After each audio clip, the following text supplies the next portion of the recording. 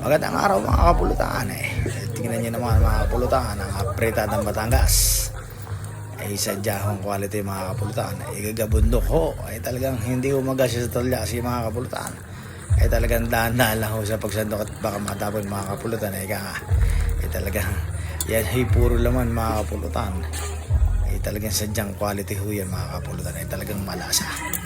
Dino sa amin sa Batangas mga kapulutan ay pangunahing menu sa pagkainan niyan mga kapulutan ay sadya naman ho talagang quality. Ika nga, yan o, puro laman ho yung mga kapulutan ay talagang malasa ay talagang the best ho yan mga kapulutan. Maapaw.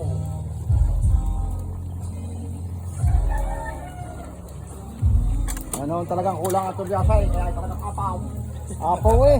Ay talagang. Ang dami yan.